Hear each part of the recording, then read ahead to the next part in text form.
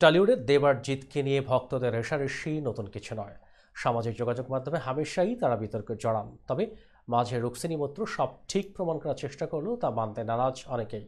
বছরখানেক আগে দেবের কিডন্যাপ ও জিতের শেষ থেকে শুরু একসঙ্গে মুক্তি পেয়েছিল। তারপর দক্ষিণ কলকাতার একটি হলে হাতাহাতিতে জড়িয়ে পড়েন দুই তারকার ভক্তরা। তবে এখন ভারতীয় গণমাধ্যম জানিয়েছে পরিচালক রাজ চক্রবর্তী এক ছাদের তলায় আনতে চলেছেন জিত আর দেবকে। বিস্তারিত জুনায়েদ আহমেদ সৈকতের ডেস্ক রিপোর্টে।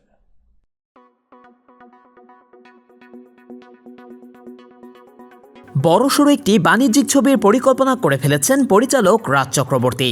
শোনা যাচ্ছে দুই তারকা দেব ও জিতের সঙ্গে আলোচনাও সেরে ফেলেছেন রাজ। যদিও এই নিয়ে আর কোনো তথ্য এখনও সামনে আসেনি, তবে নিঃসন্দেহে এই খবর উত্তেজিত করবে জিৎ দেবের ভক্তদের। অন্যদিকে এখন হাত মিলিয়েছেন শাহরুখ সালমান।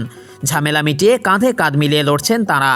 এই তো শাহরুখের পাঠান ছবিতে টাইগার হয়ে এন্ট্রি নিয়েছিলেন ভাইজান, আর তারপর সালমানের নতুন ছবিতে এসে সেই অবদান সুদে আসলে ফিরিয়ে দিয়েছিলেন কিং খানু। এর আগে একসঙ্গে কাজের ব্যাপারে জানতে চাইলে দেব বলেছিলেন, এটা সম্পূর্ণ নির্ভর করছে কে কী বিষয়ে প্রস্তাব আনবে। আমি আগেও জিদ্দার কাছে গিয়েছি প্রস্তাব নিয়ে, কিন্তু কাজ করা হয়নি। আমি তো অনেক নায়কের সঙ্গেই কাজ করেছি, মিঠুনদা, বোম্বাদা। জিদ্দার সঙ্গে কাজ করার খুব ইচ্ছে আছে, কিন্তু একজন সুপারস্টারকে ছবিতে নেওয়ার অর্থ তার চরিত্রকে জাস্টিফাই করতে হবে, যেমনটা প্রজাপতিতে মিঠুনদাকে করা হয়েছিল।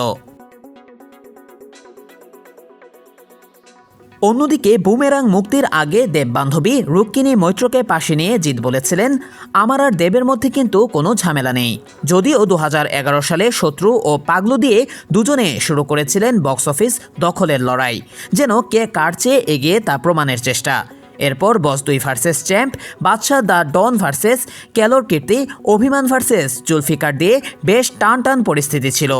মাঝে 2017 সালে বেশ ঘটা করে তারা ঘোষণা করেছিলেন এবার থেকে পূজায় আসবে দেবের ছবি, ঈদে থাকবেন জিৎ। এরপর থেকেই ছবির প্রিমিয়ারে একে অপরের প্রশংসা করে গলা ফাটায় দেবজিৎ। এদিকে কিছুদিন আগে এক সাক্ষাৎকারে বাংলাদেশের নির্মাতা রায়হান রাফি দাবি করেন, কলকাতার বড় 2 স্টারের কাছ থেকে প্রস্তাব পেয়েছেন নতুন ছবির জন্য। এ খবর ভাইরাল হওয়ার পরপরই তাই বড় 2 স্টারের জায়গায় দেব ও জিতের নাম যুক্ত করে সামাজিক যোগাযোগ মাধ্যমে পোস্ট সয়লাভ হয়। সেখানে লেখা, বাংলাদেশি নির্মাতা রায়হান রাফি কলকাতার দেব ও জিতকে নিয়ে চলচ্চিত্র বানাতে যাচ্ছেন।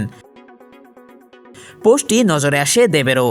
তিনি তার ভেরিফাইড পেজ থেকে শেয়ার করে লিখেন, নট ট্রু, তবে তার জন্য শুভকামনা।